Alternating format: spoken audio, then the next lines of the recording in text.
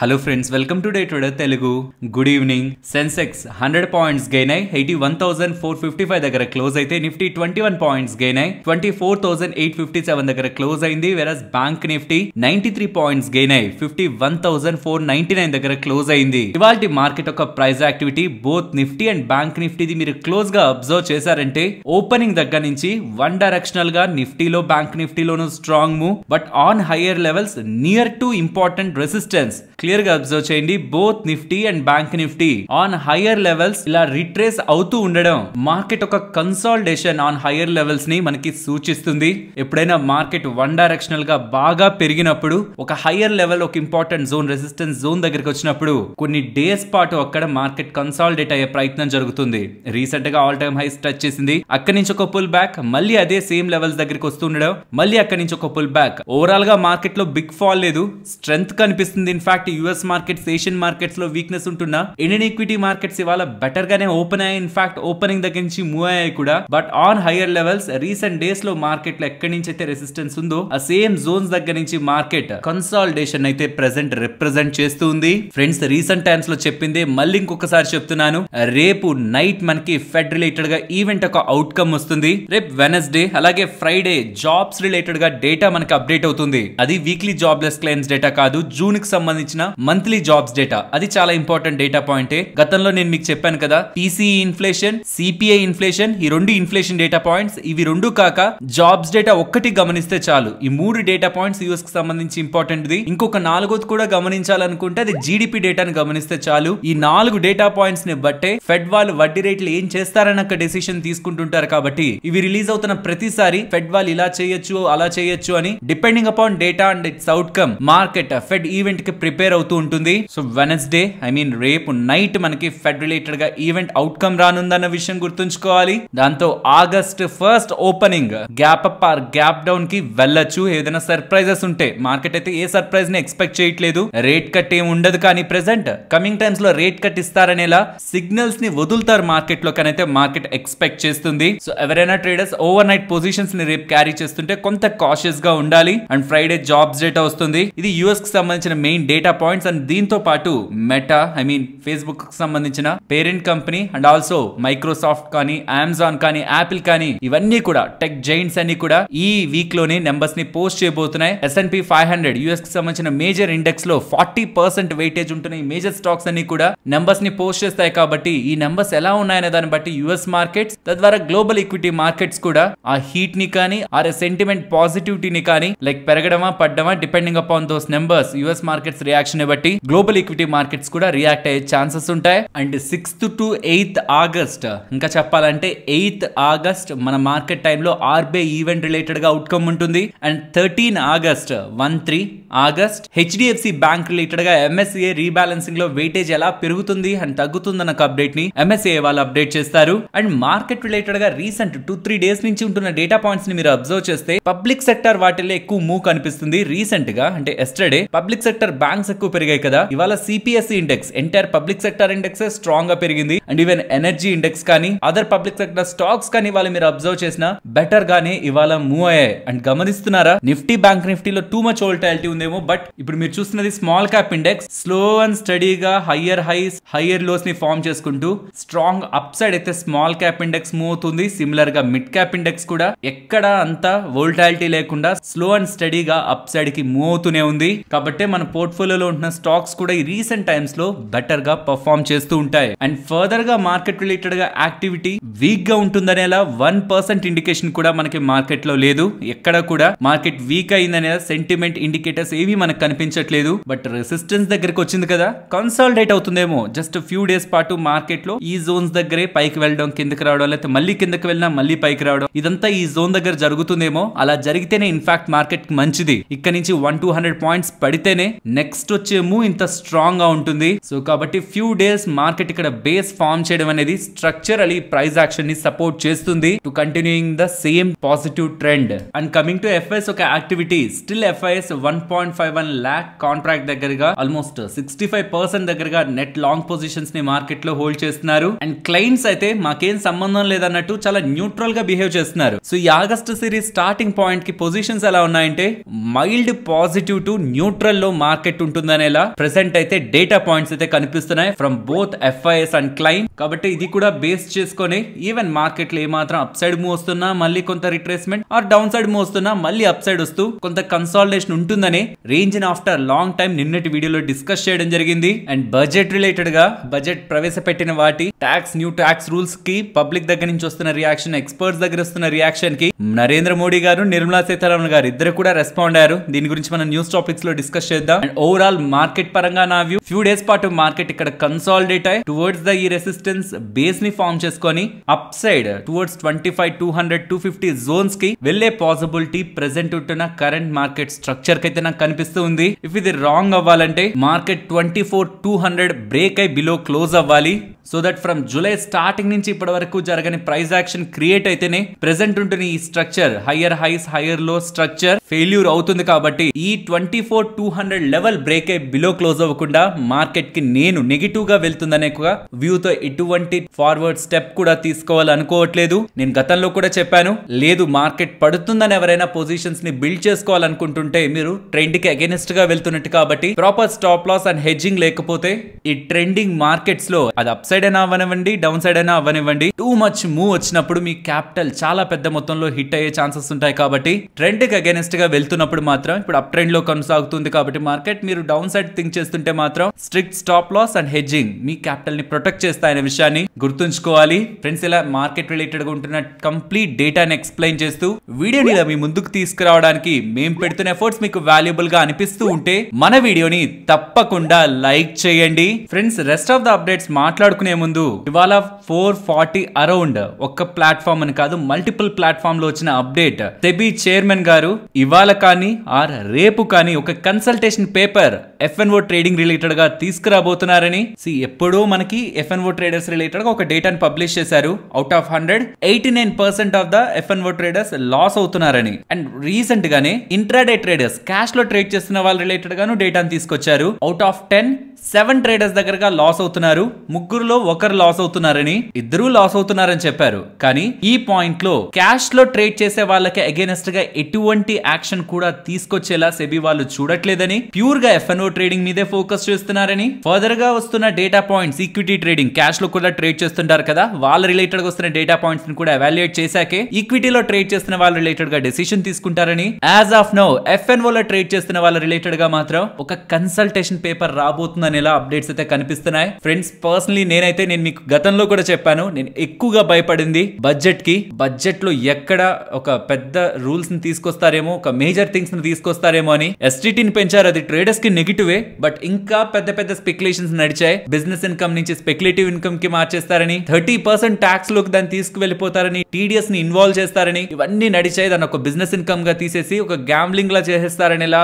Market లో ఊహాగానాలు అయితే ఉన్నాయి. అవి ఏవి జరగలేదు. బట్ ఇప్పుడు సెబీ రిలేటెడ్ గా కన్సల్టేషన్ పేపర్ అంటున్నారు కాబట్టి లాజికల్ గా నేనైతే నిజంగా FNO ట్రేడింగ్ ని డ్రాస్టిక్ గా తగ్గించాలి, అలానే ట్రేడర్స్ కూడా ఇంపాక్ట్ అవ్వకూడదు పెద్దగా అనుకుంటే మాత్రం ఈ డైలీ ఎక్స్పైరీస్ ని ఫస్ట్ టచ్ చేస్తాను. డైలీ ఎక్స్పైరీస్ ని రిమూవ్ చేసి వీక్లీ ఒక ఎక్స్పైరీ ఉండేలా, ఒకే ఒక ఎక్స్పైరీ, లేదంటే మంత్లీ ఒక ఎక్స్పైరీ పెట్టినా తప్పే లేదు. బట్ లాస్ట్ టైం ఉంటున్న రూల్స్ ప్రకారం అయితే వీక్లీ ఒక ఎక్స్పైరీని అలౌ చేసేలా సెబీ వాళ్ళు చూస్తున్నారన్నారు. కాబట్టి ఈవెన్ ఆ స్టెప్ తీసుకున్న సిగ్నిఫికెంట్ గానే ట్రేడర్స్ ఒక యాక్టివిటీ తగ్గుతుంది. అండ్ దీంతో పాటు NSE వాళ్ళకి అండ్ బ్రోకర్స్ కి, ఎవరెవరైతే బ్రోకర్స్ దగ్గర అకౌంట్ ని హోల్డ్ చేస్తున్నారో వాళ్ళందరూ, ఎవరెవరైతే FNO లో ట్రేడ్ చేస్తున్నారో వాళ్ళ ఓన్ లాంగ్వేజెస్ లో వాళ్ళకి కంప్లీట్ అవేర్నెస్, వాళ్ళకి ఎప్పుడు టైం ఉంటే అప్పుడు సెషన్స్ ని కండక్ట్ చేసి ఎక్స్పర్ట్స్ ద్వారా వాళ్ళకి ఫుల్ నాలెడ్జ్ ఇచ్చేలా. Because with proper knowledge risk తీసుకోవాలా లేదా, అసలు నేను ఎంటర్ అవ్వాలా లేదా అన్న క్లారిటీ ఉంటుంది. కాబట్టి అవేర్నెస్ క్రియేట్ చేసే ఒక ఇనిషియేటివ్ ని బ్రోకర్స్ అండ్ ఈవెన్ ఎక్స్చేంజెస్ కూడా వేల కోట్లలో లాభం వస్తున్నప్పుడు, అది కూడా ట్రేడర్స్ దగ్గర నుంచి వస్తున్నప్పుడు వాళ్ళని ఎడ్యుకేట్ చేయడమే కదా మంచిది. సో దట్ డైలీ వాళ్ళు ఇన్వాల్వ్ అవ్వరు,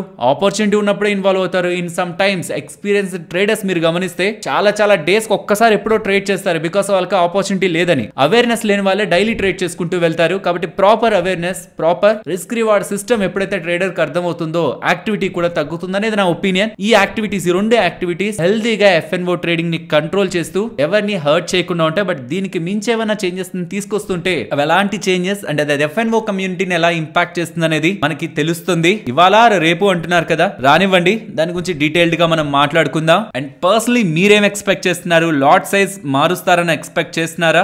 రీసెంట్ గా 5-6 lakhs ఉంటున్న లాట్ సైజ్ అనేది 20-30 lakhs కు వెళ్తుందని ఎలా అంటున్నారు కదా. ఇది తీసుకున్నారంటే మాత్రం రీటైలర్స్, మెజారిటీ ఆఫ్ రీటైలర్స్ తక్కువ క్యాపిటల్ ఉంటున్న వాళ్ళకి ఎంట్రీ బ్లాక్ చేస్తున్నట్టే. అండ్ అది వాల్యూమ్స్ ని, లిక్విడిటీని కూడా ఇంపాక్ట్ చేస్తుందని నేను అనుకుంటున్నాను. లెట్స్ సీ స్టెప్స్ ఎలా ఉంటాయి ఫ్రమ్ సెబీ వాళ్ళ దగ్గర నుంచి అని. నేను ప్రాపర్ గా ట్రస్ట్ చేసేది సెబీ వాళ్ళు ఎప్పుడు కూడా with scientific evidence and proper analysis తోనే సెబీ వాళ్ళ డెసిషన్స్ ఉంటాయి. ఎమోషనల్ గాను లేకపోతే ఏదో ఒక విధంగా తీసేసుకోవాలని చూడరు. అండ్ ఇప్పుడు కూడా చూడండి, కన్సల్టేషన్ పేపర్ అంటున్నారు. ఐ మీన్ ఆ పేపర్ తీసుకొచ్చిన తర్వాత డిస్కషన్స్ జరిగి తర్వాత డ్రాఫ్ట్ తీసుకొస్తారు. డ్రాఫ్ట్ లో కూడా డిస్కషన్స్ జరిగి అంతా ఓకే అనుకున్న తర్వాత ఫైనల్ రూల్స్ తీసుకొస్తారు. సో కన్సల్టేషన్ పేపర్ దగ్గరే సెబీ వాళ్ళ వైఖరి మనకు అర్థమవుతుంది, ఏ స్టెప్స్ తీసుకురావాలనుకుంటున్నారు అనేది. కాబట్టి ఆఫ్టర్ కన్సల్టేషన్ పేపర్ రూల్స్ గురించి డిస్కస్ చేద్దాం. ఫ్రెండ్స్, చంద్రబాబు నాయుడు గారు రాష్ట్ర ప్రభుత్వంకి సంబంధించిన రోడ్లపై టోల్ ని వసూలు చేయాలనుకుంటున్నారనేలా మీకు ఆర్టికల్స్ లో హెడ్లైన్స్ అయితే కనిపిస్తాయి. ఇది వెనకుంటున్న అసలు స్టోరీ అండ్ కమింగ్ డేస్ లో దీని రిలేటెడ్ గా స్టాక్ మార్కెట్ లో ఉంటున్న ఏ స్టాక్స్ ఇంపాక్ట్ అవుతాయన్న దాని రిలేటెడ్ గా మీకు అర్థమయ్యేలా చెప్పాలనేదే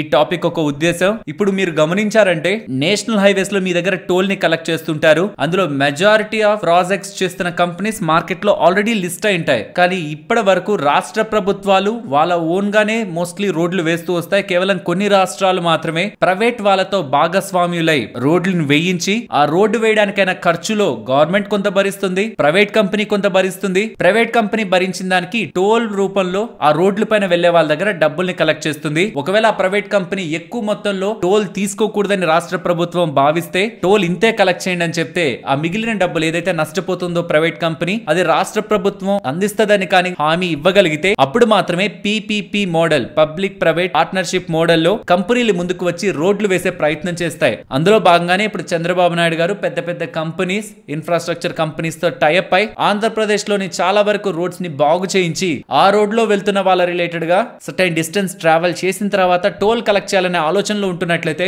డేటా అయితే కనిపిస్తుంది. దీని కారణంగా ఏ స్టాక్స్ ఇంపాక్ట్ అవుతాయి, ఇది మనందరికీ రావాల్సిన మెయిన్ క్వశ్చన్. చాలా companies roads and rail and infrastructure, ఇతర ఇన్ఫ్రాస్ట్రక్చర్ ప్రాజెక్ట్స్ లో కూడా చేసే కంపెనీస్ ఉంటాయి. బట్ ఆంధ్రప్రదేశ్ లో మీరు రోడ్ కన్స్ట్రక్షన్, మీరు రోడ్ల మీద వెళ్తున్నప్పుడు, అట్లీస్ట్ నేషనల్ హైవే సైడ్ వెళ్తున్నప్పుడు కానీ ఆర్ వేరే రోడ్ సైడ్ వెళ్తున్నప్పుడు కానీ ఏ కంపెనీల పేర్లు ఎక్కువగా చూసేవాళ్ళు, స్టాక్ మార్కెట్ లో ఉన్న పేర్లు ఎక్కువగా ఏ కంపెనీస్ చూసేవాళ్ళు, ఎవరైనా వీటిని ఫోకస్ చేస్తుంటే కామెంట్ సెక్షన్ లో పెట్టండి. ఆర్ ఇండస్ట్రీ రిలేటెడ్ గా రోడ్స్ ఆంధ్రప్రదేశ్ లో ఒకవేళ కాంట్రాక్ట్స్ వెళ్తే ఏ కంపెనీస్ లిస్టెడ్ మార్కెట్ లో లిస్టెడ్ గా ఉంటున్న కంపెనీస్ లో వేటికి వెళ్లే ఛాన్సెస్ ఉంటాయి అనేది కూడా మీకు తెలిస్తే ఒకసారి కామెంట్ సెక్షన్ లో పెట్టండి. ఇన్ఫాక్ట్ దీని రిలేటెడ్ గా ఆల్రెడీ నేను వర్క్ చేస్తున్నాను. మీకు కొంచెం అడిషనల్ డేటా కావాలంటే ఈ ఆర్టికల్ ని నేను మీకు డిస్క్రిప్షన్ అండ్ కామెంట్ సెక్షన్ లో ఇస్తాను. ఆంధ్రప్రదేశ్ రిలేటెడ్ గా ఆఫ్టర్ లోక్సభ ఎన్నికల తర్వాత ఈ 25 స్టాక్స్ ని ఫోకస్ చేయండి అనేలా ఈ మనీ కంట్రోల్ ఆర్టికల్ ఉంటది. ఇది ఒక్కసారి మీకు నేను డిస్క్రిప్షన్ కామెంట్ సెక్షన్ లో ఇస్తాను. దీన్ని ఒకసారి చెక్ చేయండి. 25 లో మీకు majority of stocks various sector కి సంబంధించి ఉంటాయి, ఇన్ఫ్రాస్ట్రక్చర్ కొన్నే ఉంటాయి. అండ్ అందులో వచ్చినవే కాకుండా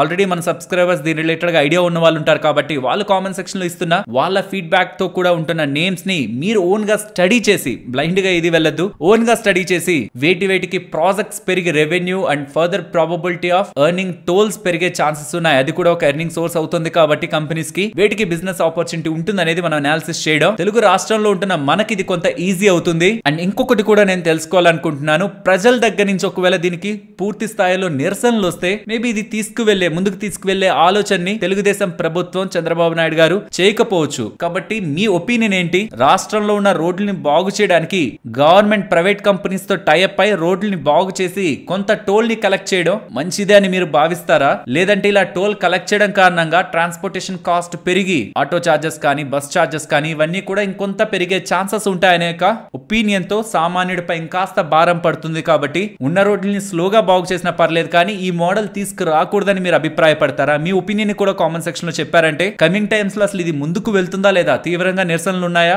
లేదు ఇది యాక్సెప్టెడ్ గానీ అట్లీస్ట్ 50-50 గా ఉందా, నాకు క్లారిటీ ఉంటే దీని మీద మనం ఫర్దర్ గా వర్క్ చేయాలా లేదా అన్నది కూడా ప్రజల దగ్గర నుంచి వస్తున్న ఫీడ్బ్యాక్ తో మనకు అర్థమవుతుంది. కాబట్టి మీ ఒపీనియన్స్ ని మాత్రం మస్ట్ అండ్ షుడ్ గా కామెంట్ సెక్షన్ లో షేర్ చేయండి. అండ్ ఈ ఆర్టికల్ మనీ కంట్రోల్ ఆర్టికల్ కూడా మీకు డిస్క్రిప్షన్ అండ్ కామెంట్ సెక్షన్ లో ఇస్తున్నాను. ఫ్రెండ్స్, ఇలా న్యూస్ అప్డేట్స్ ని అనాలిసిస్ చేస్తూ మీ ముందుకి కంటెంట్ తీసుకురావడానికి మేం పెడుతున్న ఎఫర్ట్స్ మీకు వాల్యుబుల్ గా అనిపిస్తూ ఉంటే మన వీడియోని తప్పకుండా లైక్ చేయండి. అండ్ నెక్స్ట్, మీరు most of the financial platforms లో చూసారంటే ఆర్బీఐ వాళ్ళు 14 year and 30 year bonds related గా ఎఫ్పిఐస్ కి రిస్ట్రిక్షన్స్ పెడుతున్నారు. ప్రీవియస్ గా ఎఫ్ఏఆర్ బాండ్స్ అంటారు, ఫుల్లీ యాక్సెసిబుల్ రూట్. ఈ ఎఫ్ఏఆర్ కేటగిరీలో ఉంటున్న బాండ్స్ లో ఎఫ్ఐఎస్ ఎంతైనా ఇన్వెస్ట్మెంట్ చేసుకోవచ్చు. కానీ ఇప్పుడు ఆర్బీఐ వాళ్ళు చెప్తున్నది 14 and 30 year బాండ్స్ లో మాత్రం ఎఫ్ఐఆర్ కేటగిరీ వర్తించదని. సో దట్ ఎఫ్ఐఎస్ కేవలం 6% మాత్రమే ఇందులో ఇన్వెస్ట్మెంట్ చేయగలరు. ఇది ఎందుకు చెప్తున్నానంటే రీసెంట్ టైమ్స్ లో మీకు గుర్తుండే ఉంటుంది, జేపీ మోర్గన్ వాళ్ళు వాళ్ళ బాండ్ ఇండెక్స్ లోకి, ఎమర్జింగ్ బాండ్ ఇండెక్స్ లోకి ఇండియన్ బాండ్స్ ఇంక్లూడ్ చేస్తున్నారంట. చాలా బిగ్ థింగ్, మార్కెట్స్ చాలా బాగా పాజిటివ్ గా రియాక్ట్ అయ్యాయి. అండ్ తర్వాత బ్లూంబర్గ్ వాళ్ళు కూడా వాళ్ళ బాండ్ ఇండెక్స్ లోకి ఇండియన్ బాండ్స్ ని ఇంక్లూడ్ చేస్తున్నారన్నప్పుడు కూడా స్టాక్స్ బాగానే రియాక్ట్ అయ్యాయి. ఎందుకంటే డెట్ మనీ మన మార్కెట్స్ లోకి భారీగా వస్తుందని. ఇదంతా జరగడానికి ప్రధానమైన కారణం FY20 లో చాలా వరకు బాండ్స్ ని ఎఫ్ఐఆర్ కేటగిరీలోకి తీసుకొచ్చారు కాబట్టి. కానీ ఇప్పుడు అగైన్ మళ్ళీ ఎఫ్ఐఆర్ కేటగిరీ నుంచి 14 year and 30 year బాండ్స్ ని తీసుకువెళ్ళిపోతున్నారంట. గతంలో చేంజ్ చేసిన రూల్స్ ని మళ్ళీ ఇలా సడన్ గా చేంజ్ చేస్తే ఇండియన్ పాలసీ మేకింగ్ పై స్టెబిలిటీ ఉండదనేలా వ్యక్తం అవుతాయి ఒపీనియన్స్ గ్లోబల్ గానీ. And FIs like J P Morgan వాళ్ళు కానీ, బ్లూంబర్గ్ వాళ్ళు కానీ ఏదైతే డెసిషన్స్ తీసుకున్నారో అవి వెనక్కి తీసుకుంటే ఈక్విటీ మార్కెట్స్ కూడా ఇంపాక్ట్ ఉంటుందనేలా కానీ సోషల్ మీడియాలో డిస్కషన్స్ కనిపిస్తున్నాయి. దీని రిలేటెడ్ గా ఇంకాస్త ఫర్దర్ గా స్టడీ చేస్తున్నప్పుడు అర్థమైన విషయం ఏంటంటే మోస్ట్ ఆఫ్ ద ఎఫ్ఐఎస్ ఎవ్వరు కూడా పెద్ద మొత్తంలో ఉంటున్న 10 year బాండ్స్ లో అసలు ఇన్వెస్ట్మెంట్ చేయట్లేదు. 14 year 30 year ఇది ఎక్కువ ఇంట్రెస్ట్ చూపించట్లేదు. మెజారిటీ ఆఫ్ ఎఫ్ఐఎస్ చూపిస్తున్న ఇంట్రెస్ట్ అంతా లెస్ దాన్ 5 year బాండ్స్ లోనే ఉంది. అండ్ ఇన్ఫాక్ట్ 6% దగ్గరగా ఇన్వెస్ట్మెంట్ చేసుకోవచ్చు అని చెప్తున్నారు 14 and 30 years లో. అది అండ్ ఇంక్లూడింగ్ ఇతర 10 year బాండ్స్ అన్నిటినీ కలుపుకుంటే జేపీ మోర్గన్ అండ్ బ్లూంబర్గ్ వాళ్ళు తీసుకుంటున్న ఇండెక్స్ ఇంక్లూజన్స్ అండ్ ఇస్తున్న వెయిటేజ్ కి హ్యాపీగా లిమిట్ అయితే మీట్ అవుతుంది. సో పర్సనలీ ఈ డెసిషన్ గ్లోబల్ గా ఉంటున్న బాండ్ మార్కెట్ లో మన వాల్యూని ఆర్ ఈ రీసెంట్ టైమ్స్ లో తీసుకుంటున్న జేపీ మోర్గన్ వాళ్ళు, బ్లూంబర్గ్ వాళ్ళు తీసుకుంటున్న డెసిషన్ ని ఇంపాక్ట్ చేస్తుందని అయితే నేను పర్సనల్ గా అనుకోవట్లేదు. Backed by data. Versus social మీడియాలో మాత్రం కొంత స్పెక్యులేషన్ ఉంది. లాస్ట్ టైం ఈ డేటాతో, పాజిటివ్ డేటాతో మార్కెట్స్ బాగా పెరిగాయి. బట్ ఇప్పుడు అగైన్ ఆర్బీఐ వాళ్ళు స్టెప్స్ తీసుకుంటున్నారు కాబట్టి మార్కెట్స్ లో డౌన్ ట్రెండ్ ఉంటుందనేలా. బట్ ప్రాక్టికల్లీ డేటా చూస్తున్నప్పుడు నాకు అది ఇంపాక్ట్ ఉంటుందనేలా అయితే కనిపించట్లేదు. నెక్స్ట్ పీసీబీఎల్ గురించి మాట్లాడుకోవాలి. ఇండియాలోనే లార్జెస్ట్ కార్బన్ బ్లాక్ ప్రొడ్యూసర్ వీళ్ళ రిలేటెడ్ గా ఉంటున్న group chairman RPSG group chairman అయిన సంజీవ్ గోయంకా గారు కమింగ్ టైమ్స్ లో పీసీబీఎల్ రిలేటెడ్ గా ఇతర గ్రోత్ ఆపర్చునిటీస్ గురించి కామెంట్ చేస్తూ ప్రాఫిటబిలిటీ నెక్స్ట్ 5 years లో 5 times పెరుగుతుందంట. స్టాక్ ఇవాళ స్ట్రాంగ్ గా రియాక్ట్ అయింది. రీజన్ వీళ్ళ నెంబర్స్ ని గమనిస్తూ ఉంటే రెవెన్యూ స్ట్రాంగ్ గానే గ్రో అవుతున్నాయి, మార్జిన్స్ అటు ఇటుగా స్టేబుల్ గానే మెయింటైన్ చేస్తున్నా, profitability due to strong revenue grow good momentum అయితే చూపిస్తూ ఉంది. వీళ్ళ క్యాపెక్స్ ని కూడా స్ట్రాంగ్ గా చేయాలనుకుంటున్నారని, బికాస్ వీళ్ళకి డొమెస్టిక్ అండ్ ఎక్స్పోర్ట్ మార్కెట్ లో స్ట్రాంగ్ డిమాండ్ కనిపిస్తుందని. అండ్ ఇతర కెమికల్ సెగ్మెంట్ పర్టికులర్ గా ఆయిల్ అండ్ గ్యాస్ సెగ్మెంట్ లో యూజ్ చేసే కెమికల్స్ కానీ, అండ్ ఎలక్ట్రిక్ వెహికల్స్ లో యూజ్ చేసే కాథోడ్ రిలేటెడ్ గా ఉండే కెమికల్స్ కానీ, వీటి రిలేటెడ్ గా వీళ్ళు ఎక్కువ వర్క్ చేసి బిజినెస్ ని పెంచుకోవాలనుకుంటున్నారని. ప్రెసెంట్ ఉంటున్న మార్జిన్ 16% నుంచి 18% ఇంప్రూవ్ చేసుకుంటూ ప్రాఫిట్ నెక్స్ట్ 5 years లో 5 times పెంచుకుంటారని ఇలా కామెంట్స్ చేసేసరికి స్టాక్ ఇవాళ 11% గెయిన్ అయింది. అండ్ ఇలా అనుకుంటున్నామో లేదు, సెబీ వాళ్ళ కన్సల్టేషన్ పేపర్ అయితే రిలీజ్ చేశారు. ఆల్మోస్ట్ 5:30 అరౌండ్ అయితే రిలీజ్ చేసినట్లున్నారు. దీని రిలేటెడ్ గా ఉంటున్న ఎంటైర్ డేటా ఆల్మోస్ట్ 18 pages దగ్గరగా ఉంటుంది డాక్యుమెంట్. నేను మీకు డిస్క్రిప్షన్ కామెంట్ సెక్షన్ లో కూడా ఇస్తాను. ఇది ఒకసారి మీరు చెక్ చేయండి. దీంట్లో ఉంటున్న ఇంపార్టెంట్ డేటా పాయింట్స్ ని మనం మాట్లాడుకుందాం. అందులో ఫస్ట్ ది ఏదైతే నేను జరగదు ఈసారి మార్కెట్ లో అలాంటిది ఉండదు అని ఎక్స్పెక్ట్ చేశాను, దాని రిలేటెడ్ గా సెబీ వాళ్ళైతే స్టెప్స్ తీసుకుంటున్నారు. ఫస్ట్ ఫేజ్ లో ఇప్పటి వరకు 6 to 7 ఆర్ చెప్పాలంటే 8 lakhs మాక్సిమం కాంట్రాక్ట్ వాల్యూ వచ్చిన తర్వాత మనకి లాట్ సైజ్ తగ్గుతూ వచ్చేది. కానీ ఇప్పుడు ప్రెసెంట్ ఉంటున్న వాల్యూని, కాంట్రాక్ట్ వాల్యూని 15 నుంచి 20 lakhs కి పెంచబోతున్నట్టు, కాంట్రాక్ట్ సైజ్ ని పెంచబోతున్నట్టు ఫస్ట్ అది కూడా. తర్వాత 6 months తర్వాత 20 to 30 lakhs చేస్తారని ఎలా అప్డేట్స్ అయితే చేశారు. గతంలో ఎలా అయితే కాంట్రాక్ట్ సైజ్ ని 30 లక్షలు చేయాలనుకుంటున్నారని ఎలా అప్డేట్స్ వచ్చాయో యాజ్ ఇట్ ఈస్ దాన్ని ఫాలో అవుతున్నట్లయితే, సెబీ వాళ్ళు ఫాలో అవుతున్నట్లయితే కనిపిస్తుంది. ఫ్రెండ్స్, దీని కారణంగా ఎలాంటి ఇంపాక్ట్ ఉంటుందనేది ఆల్రెడీ వీడియో చేశాను. ఆ రోజు మార్కెట్ లో ఎలాంటి స్పెక్యులేషన్ ఉందో అలాంటి రూల్స్ ఇప్పుడు కనిపిస్తున్నాయి. కాబట్టి ఈ వీడియో నేను మీకు డిస్క్రిప్షన్ కామెంట్ సెక్షన్ లో ఇస్తున్నాను, ఒకసారి గమనించండి. As it is impact option sellers కి, బయర్స్ కి ఎలా పడుతుందో ఇప్పుడు వస్తున్న కొత్త రూల్స్ ప్రీవియస్ గా ఉన్న స్పెక్యులేషన్స్ కి ఈక్వల్ అవుతున్నాయి. కాబట్టి ఇందులో చెప్పిన లాజిక్స్ అప్లై అవుతాయి. సో దీని కారణంగా ఎలా ఎఫ్ఎన్ఓ యాక్టివిటీ తగ్గుతుంది, ఎంట్రీ లెవెల్లో ఉంటున్న ఎఫ్ఎన్ఓ ట్రేడర్స్ ఎవరెవరైతే తక్కువ క్యాపిటల్ తో, కాంట్రాక్ట్ సైజ్ తక్కువ ఉంటుంది కాబట్టి ఆప్షన్ సెల్లింగ్ లో ఎక్కువ పార్టిసిపేట్ చేసే వాళ్ళు, ఇది ప్రధానంగా ఆప్షన్ సెల్లర్స్ ఇంపాక్ట్ చేస్తుంది. వాళ్ళకి మినిమం 3 నుంచి 4 లాట్లు చేసే కెపాసిటీ ఉంటేనే ఫ్యూచర్ లో 1 లాట్ చేయగలరు. అది ఈ వీడియోలో క్లియర్ గా ఎక్స్ప్లెయిన్ చేశాను. ఫైనల్లీ రీటైలర్స్ ఈ ఒక్క డెసిషన్ తో చిన్న రీటైలర్స్ స్ట్రాంగ్ అయితే ఇంపాక్ట్ అవుతారు. ఆల్సో డైలీ ఎక్స్పైరీస్ ఇప్పుడు మనకి ప్రొవైడ్ చేస్తున్నారు కదా, ఇక అలా కాకుండా single bench mark index either ఇది నిఫ్టీయా, బ్యాంక్ నిఫ్టీయా, ఫిన్ నిఫ్టీయా, మిడ్ క్యాపా, ఎన్ఎస్సి వాళ్ళకి సంబంధించి చాలా బెంచ్ మార్క్ ఇండెక్స్లు ఉన్నాయి కదా, అవన్నిటిని వారానికి ఒకటి చొప్పున పెట్టుకుంటూ రాకుండా వారానికి ఒకటి మాత్రమే ఫ్రమ్ ద ఎక్స్చేంజ్ ఉండాలనేలా సెబీ వాళ్ళైతే చెప్తున్నారు. సో అలా చూస్తే ప్రతి వారం ఎన్ఎస్సి దగ్గర నుంచి ఒక ఎక్స్పైరీ, బిఎస్సి దగ్గర నుంచి ఒక ఎక్స్పైరీ. బిఎస్సి దగ్గర నుంచి ష్యూర్ సెన్సెక్స్ ని తీసుకొస్తారు నాకు తెలిసి, బట్ ఎన్ఎస్సి దగ్గర నుంచి ఏముంటుంది వీక్లీ అన్నది క్లారిటీ రావాలి. అండ్ ఎక్స్పైరీకి దగ్గరయ్యే కొద్దీ మార్జిన్స్ ని పెంచాలనేలా ఈఎల్ఎం అంటారు. ఎక్స్ట్రీమ్ లాస్ మార్జిన్ ని వన్ డే బిఫోర్ అయితే 3% అండ్ ఎక్స్పైరీ డే అయితే 5% ఉంచాలనేలా సెబీ వాళ్ళు ప్రతిపాదిస్తున్నారు. దీని కారణంగా ఎక్స్పైరీ డేస్ లో ట్రేడింగ్ చేసే వాళ్ళ దగ్గర నుంచి అధిక డబ్బులు బ్రోకర్ కలెక్ట్ చేస్తాడు కాబట్టి ఎక్స్పైరీలో స్పెక్యులేషన్ ని తగ్గించాలనే విధంగా సెబీ వాళ్ళ అడుగులు అయితే కనిపిస్తున్నాయి. అండ్ స్ట్రైక్ ప్రైజెస్ కూడా నాట్ మోర్ దాన్ 50 స్ట్రైక్స్. మనకి ఇప్పుడు చాలా స్ట్రైక్స్ ఉంటాయి. ఆల్మోస్ట్ నిఫ్టీ రిలేటెడ్ గా 200 స్ట్రైక్స్ ఉంటాయి. కాల్స్ అండ్ పుట్స్ రెండింటిని కంబైన్ చేసుకుంటే 200 స్ట్రైక్స్ ఉంటాయి. వాటన్నిటిని కుదిస్తూ 50 స్ట్రైక్స్ కంటే ఎక్కువ ఉండకుండా డే టు డే స్ట్రైక్స్ ని అప్డేట్ చేసే విధంగా స్టెప్స్ తీసుకురావాలని, సో దట్ ఉన్న వాటి రిలేటెడ్ గా స్పెక్యులేషన్ తగ్గించాలనేలా సెబీ వాళ్ళు భావిస్తున్నట్లయితే కనిపిస్తుంది. అండ్ ఆప్షన్స్ ప్రీమియమ్స్ ని కూడా అప్ ఫ్రంట్ కలెక్ట్ చేయాలని, and calendar spread benefit expiry day రోజు రిమూవ్ చేయాలని, ఇలాంటి వేరియస్ డేటా పాయింట్స్ అయితే మనకి సర్క్యులర్ లో కన్సల్టేషన్ పేపర్ లో అయితే కనిపిస్తూ ఉన్నాయి. దీని రిలేటెడ్ గా ఒక డెడికేటెడ్ వీడియో మీరు కావాలనుకుంటే ఆల్రెడీ చేశాను. ఇది మీరు చూసారంటే క్లియర్ డేటా పాయింట్స్ మీకు అర్థమైపోతాయి. ఇంకా ఫర్దర్ డేటాని మీరు డిస్కస్ చేయాలనుకుంటుంటే, ఇంకొక కొత్త వీడియోలో చేయాలనుకుంటుంటే నాకు ఒకసారి చెప్పండి. మళ్ళీ ఇంకొకసారి ఉంటున్న మొత్తం డేటా పాయింట్స్ ని ఇంక్లూడ్ చేస్తూ ఎలాంటి ఇంపాక్ట్ ఉంటుంది అనేది మనం మాట్లాడుకుందాం. అగైన్ చెప్తున్నాను, ఇది ఒక కన్సల్టేషన్ పేపర్, తర్వాత డ్రాఫ్ట్ వస్తుంది, తర్వాతే ఫైనల్ రూల్స్. టైం పడుతుంది, బట్ సెబీ వాళ్ళు లాస్ట్ టైం స్పెక్యులేషన్ ఏదైతే ఉన్నాయో అవే తీసుకొస్తా అంటున్నారు. కాబట్టి ఈ వీడియో ఒక link description and comment section లో ఇస్తున్నాను, ఒకసారి గమనించండి. నెక్స్ట్ పేటిఎం వాళ్ళు ఎన్ఎఫ్సి కార్డ్ సౌండ్ బాక్స్ ని లాంచ్ చేసినట్లు కనిపిస్తుంది. ఎన్ఎఫ్సి అంటే నియర్ ఫీల్డ్ కమ్యూనికేషన్. చాలా డివైజెస్, మోస్ట్లీ ఆండ్రాయిడ్ డివైజెస్ లో ఎన్ఎఫ్సి ప్రెసెంట్ అయింటుంది. త్రూ ఈ ఎన్ఎఫ్సి పేమెంట్స్ ని మనం యాక్సెస్ చేయొచ్చు. సో ఇలాంటి బాక్స్, సౌండ్ బాక్స్ ని పేటిఎం వాళ్ళు లాంచ్ చేశారని ఎలా అప్డేట్ చేస్తున్నారు. నెక్స్ట్ రతన్ ఇండియా ఎంటర్ప్రైజెస్ గురించి మాట్లాడుకోవాలి. వీళ్ళు రివోల్ట్ మోటార్ లో చాలా వరకు ఇన్వెస్ట్మెంట్ చేస్తుంటారు, మంచి వాటాని హోల్డ్ చేస్తుంటారు కదా ఈ 2-వీలర్ ఎలక్ట్రిక్ వెహికల్ కంపెనీలో.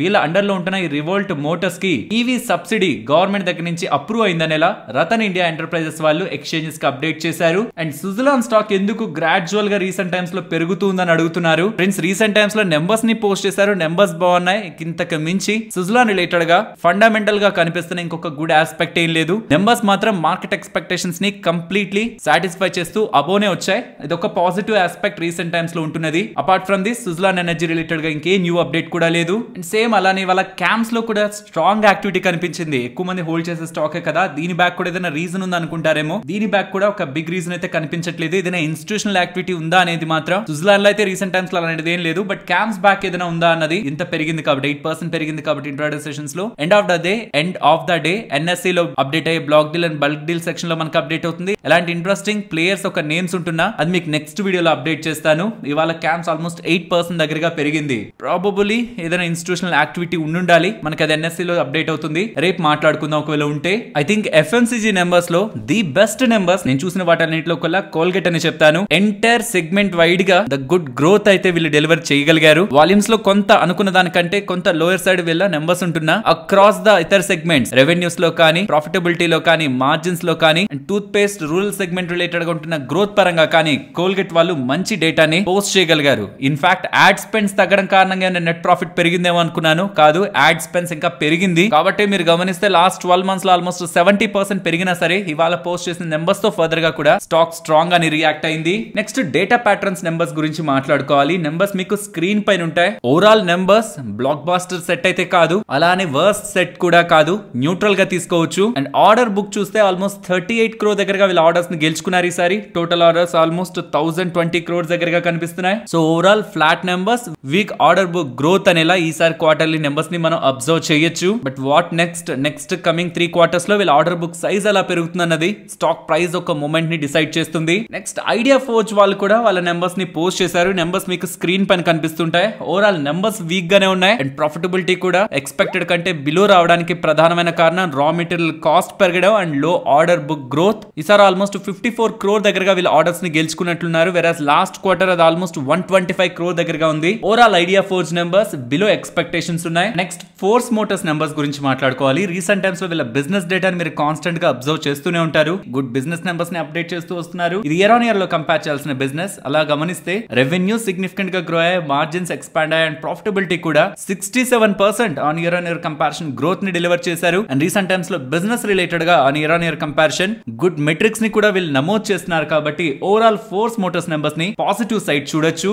అండ్ కార్బోరేనియం యూనివర్సల్ వాళ్ళ నెంబర్స్ ని పోస్ట్ చేశారు on year comparison. And even on quarter comparison numbers mild negative గా కనిపిస్తున్నాయి. రెవెన్యూస్ లో సిగ్నిఫికెంట్ గ్రోత్ ఏం లేదు, మార్జిన్స్ ఫ్లాట్ ఉన్నాయి అండ్ ప్రాఫిటబిలిటీ కూడా ఫ్లాట్ గానే కనిపిస్తుంది. నెక్స్ట్ ఎక్సైడ్ వాళ్ళ నెంబర్స్ గురించి మాట్లాడుకోవాలి. ఇది కూడా ఇయర్ లోనే కంపేర్ చేసే బిజినెస్. ఇయర్ కంపారిజన్ లో రెవెన్యూస్ 4.5% దగ్గరగా గ్రో అవుతున్నా, ఇన్ఫాక్ట్ మార్జిన్స్ కూడా ఎక్స్పాండ్ అవుతున్నా డ్యూ టు వన్ ఆఫ్ మనకి ఈసారి ప్రాఫిటబిలిటీ కొంత డౌన్ అయినట్లు కనిపిస్తుంది. స్టాక్ ప్రైస్ డౌన్ అయింది but doesn't mean numbers worst గా ఉన్నాయని. నెంబర్స్ ఫ్లాట్ గానే ఉన్నాయి. అండ్ కార్ట్రేటెక్ వాళ్ళ నెంబర్స్ ని మీరు ఇక్కడ గమనించొచ్చు. ఈ రీసెంట్ టైమ్స్ లో వాళ్ళు ఇయర్ కంపారిజన్ లో గుడ్ నెంబర్స్ ని డెలివర్ చేస్తున్నారు. ఇక్కడ కూడా ఓవరాల్ గా ఇయర్ కంపారిజన్ లో రెవెన్యూస్ లోను, మార్జిన్స్ లోను, ప్రాఫిటబిలిటీ లోను బెటర్మెంట్ నెంబర్స్ లో మనకు కనిపిస్తుంది. స్టాక్ ప్రైస్ డౌన్ అయింది బట్ ఈ రీసెంట్ టైమ్స్ లో అయితే numbers on year basis constant గా from recent times will be improve అవుతున్నాయి. నెక్స్ట్ అపార్ ఇండస్ట్రీస్ వాళ్ళ నెంబర్స్ ఇవి కూడా ఇయర్ లో కంపేర్ చేయాల్సిన నెంబర్స్. అలా చూస్తే రెవెన్యూస్ లో 6.5% growth, margins 9% and profitability 3% in line with expectations వీళ్ళు నెంబర్స్ ని పోస్ట్ చేశారు.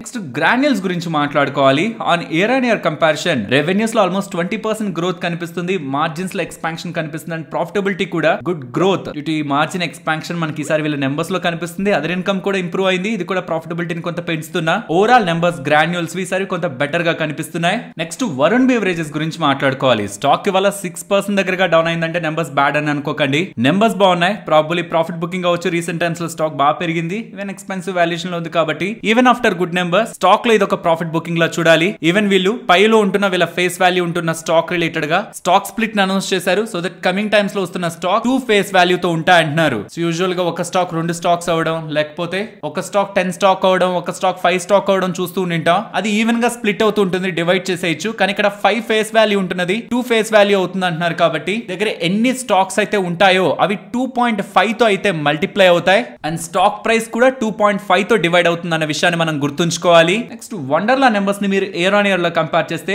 రెవెన్యూ వీక్ గా ఉంది, మార్జిన్స్ డ్రాప్ అవుతున్నాయి అండ్ ప్రాఫిటబిలిటీ కూడా 25% డౌన్ అవుతుంది. ఇది ఇయర్ లోనే కంపేర్ చేసే business because due to holidays, vacations వీళ్ళ రిలేటెడ్ యాక్టివిటీ పెరుగుతూ ఉంటుంది కాబట్టి ఈసారి నెంబర్స్ బిలో మార్కెట్ ఎక్స్పెక్టేషన్స్ ఉన్నాయి. నెక్స్ట్ ఈ ట్రాన్స్మిషన్ అండ్ డిస్ట్రిబ్యూషన్ బిజినెస్ ఉంటుంది కదా పవర్ రిలేటెడ్ గా, దానికి కావాల్సిన స్ట్రక్చర్స్ ఉంటాయి కదా, పెద్ద పెద్ద స్ట్రక్చర్స్, వాటిని మ్యానుఫ్యాక్చర్ చేసే కంపెనీ అయిన స్కిప్పర్ వాళ్ళ నెంబర్స్ ని పోస్ట్ చేశారు. ఇయర్ కంపారిజన్ లోనే చూడాలి. ఇది కూడా గ్రోత్ ను ఒకసారి చూడండి. ఇయర్ కంపారిజన్ లో 97%, మార్జిన్ స్టేబుల్ గా ఉన్నాయి, ఇన్ఫాక్ట్ కొంత తగ్గుతుందా. Strong business growth and profitability కూడా సిగ్నిఫికెంట్ గా గ్రో అయింది. ఈవెన్ నేను క్వార్టర్ బిజినెస్ దీన్ని కంపేర్ చేస్తున్నా. ఆన్ బాటమ్ సైడ్ కి వచ్చే కొద్ది మార్జిన్స్ ఇంప్రూవ్మెంట్ తో ప్రాఫిటబిలిటీ 28% గ్రో అయింది. అండ్ వీళ్ళ ఆర్డర్ బుక్ క్లోజ్ టు 58,400 ఉందని ఎలా చెప్తున్నారు. And order beading pipe line 115 million rupees దగ్గరగా ఉందని ఇంటర్నేషనల్ గా, అండ్ డొమెస్టిక్ గా 65 మిలియన్ దగ్గరగా ఉందని ఎలా వీళ్ళు ఎక్స్చేంజెస్ కి ఇస్తున్న రిపోర్ట్ లో అప్డేట్ చేస్తున్నారు. Overall strong order book and good results ని స్కిప్పర్ వాళ్ళు ఎక్స్చేంజెస్ కి అప్డేట్ చేశారు. అండ్ మార్కెట్ క్లోజ్ అయ్యాక వచ్చిన నెంబర్స్ గురించి మాట్లాడుకుంటే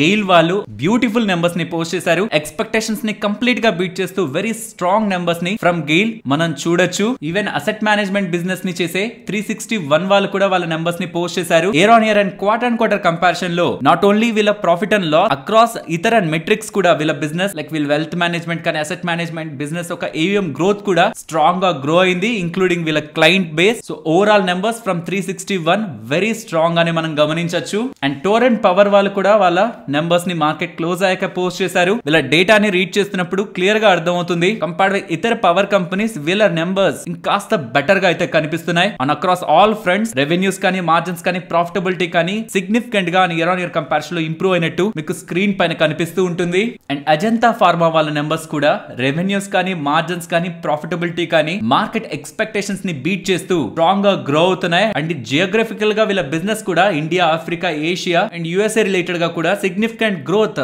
లాస్ట్ టైమ్స్ తో పోలిస్తే వీళ్ళు నమోదు చేసినట్లు వీళ్ళు ఎక్స్చేంజెస్ కి పెడుతున్న డేటాని బట్టి అర్థం అవుతుంది. సో అజంతా ఫార్మా రిలేటెడ్ గా ఉన్న ఇన్వెస్టర్స్ కూడా ఆఫ్టర్ మార్కెట్ క్లోజ్ వీళ్ళు పోస్ట్ చేస్తున్న డేటా మంచిగానే మనం చూడాలి. నెక్స్ట్ నిఫ్టీ అలాగే bank Nifty support and resistance clear గా ఇవాళ మల్టిపుల్ టైమ్స్ రెసిస్టెన్స్ ఫేస్ చేసిన లెవెల్ 24,970 ఫర్దర్ గా వెళ్తున్నప్పుడు కూడా అది ఇంపార్టెంట్ రెసిస్టెన్స్. ఇక నుంచి డౌన్ సైడ్ 24,740 లాజికల్ సపోర్ట్ గా అయితే కనిపిస్తుంది for Nifty. And bank Nifty కూడా ఇవాళ సపోర్ట్ క్లియర్ గా 51,250 దగ్గర కనిపించింది. ఇవాళే కాదు ప్రీవియస్ గా కూడా ఇది ఒక రెసిస్టెన్స్ గా యాక్ట్ అయింది అండ్ సపోర్ట్ గా కూడా ఎస్టర్డే ట్రేడింగ్ సెషన్ లో కూడా కనిపించింది. కాబట్టి ఇది important support 51,250 and resistance clear గా ఇవాళ కనిపించిన లెవెల్ 51,880. ఇఫ్ అది బ్రేక్ అయితే 52,180 ఇంపార్టెంట్ లెవెల్స్ గా అయితే బ్యాంక్ నిఫ్టీ పరంగా కనిపిస్తున్నాయి. అండ్ కమింగ్ టు రేంజ్ చాలా పాయింట్స్ పెరిగింది కదా, రెసిస్టెన్స్ దగ్గరికి వచ్చింది. డౌన్ సైడ్ కొంత ఎక్కువ కరెక్ట్ అయ్యే ఛాన్సెస్ ఉన్నా భయపడకుండా ఉండడానికి 24,500 వరకు తీసుకున్నాను. అండ్ ఈవెన్ అప్ సైడ్ కి వెళ్తున్నా 25 మార్క్ ఈజీగానే హిట్ చేస్తుంది అనుకుంటున్నాను. ఇప్పుడైతే ఫస్ట్ టైం సైకలాజికల్ లెవెల్స్ దగ్గర రెసిస్టెన్స్ చూస్తున్నాను, కానీ యూజువల్ గా రౌండ్ ఆఫ్ నెంబర్స్ ఈజీగానే హిట్ అయిపోతాయి. రౌండ్ ఆఫ్ నుంచి 150 200 పాయింట్స్ కూడా వెళ్ళిపోతుంటది. బట్ అరౌండ్ 1%, 25,000 లో 1% అంటే 250 కదా. సో 25,000 250 అరౌండ్ రెసిస్టెన్స్ కనిపిస్తుంది అనేది నా ఒపీనియన్. కాబట్టి 25,300 అప్పర్ సైడ్ లెవెల్ తీసుకున్నాను.